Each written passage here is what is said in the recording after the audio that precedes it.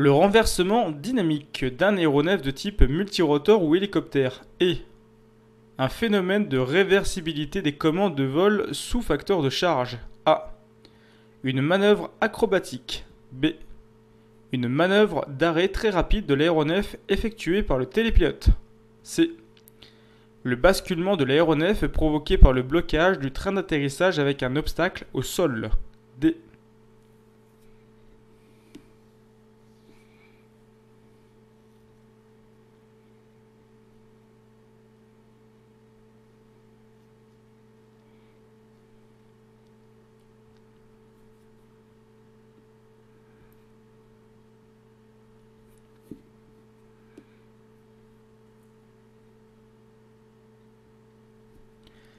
Alors, autre terme à connaître, le renversement dynamique.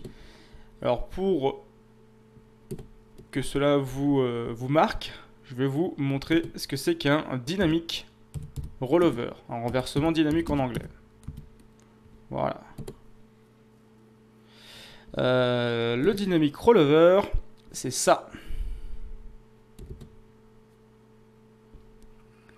C'est lorsque un appareil, avec un rotor ou plusieurs rotors, comme un multirotor, effectue des translations latérales et bloque un patin ou un pied du bloc d'atterrissage et tourne autour de celui-ci. Voilà. Donc là, c'est moche. Donc c'est ça un renversement dynamique. Bon, je crois qu'il y en a un autre ici. Hein. Même chose. Hop là. On bloque un patin ou un pied du train d'atterrissage et on fait une bascule autour de celui-ci. Et là, c'est le drame. Alors, pour répondre à la question, donc, le basculement de l'aéronef est provoqué par le blocage du train d'atterrissage avec un obstacle au sol. La réponse B.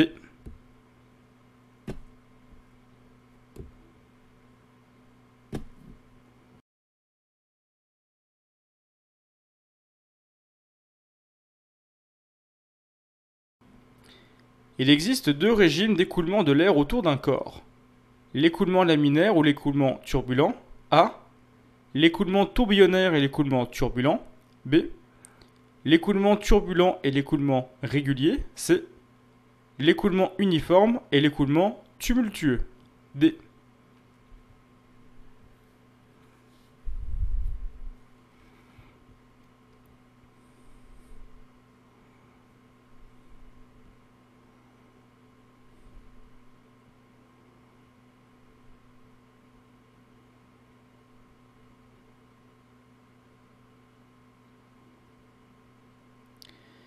Deux termes à connaître pour l'écoulement de l'air. Donc vous avez quelque chose qui revient d'ailleurs souvent, hein, l'écoulement turbulent. Que ce soit en météo ou en mécanique de vol, c'est un terme qu'on va retrouver très souvent.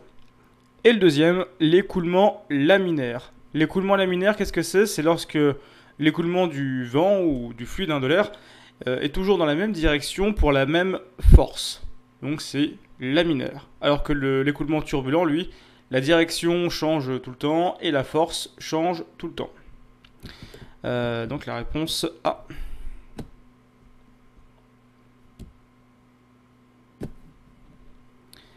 À vitesse constante, on augmente progressivement l'angle d'incidence d'un profil. La portance diminue puis, à partir de l'incidence de décrochage, augmente. A. La portance augmente puis, à partir de l'incidence de décrochage, diminue. B. La portance augmente à toutes les incidences. C. La portance diminue à toutes les incidences. D.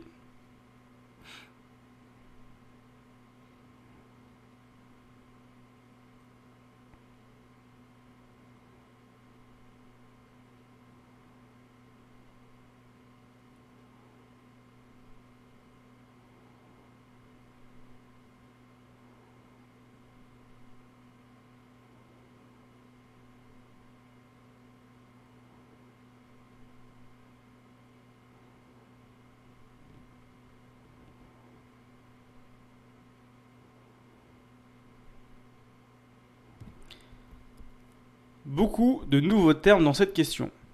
Donc, déjà, hein, l'angle d'incidence. Qu'est-ce que c'est que l'angle d'incidence? Allons voir dans le cours. Ici et ici.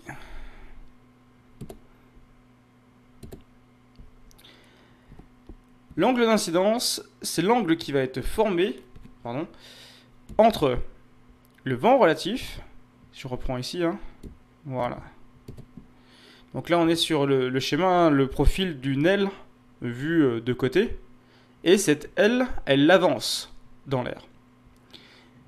Ici, nous avons le vent relatif, c'est le vent qui est généré par le déplacement de l'appareil. Donc il faut avoir une certaine vitesse de déplacement dans l'air. Et ici, vous avez ce qu'on appelle la corde de profil. La corde de profil, qu'est-ce que c'est?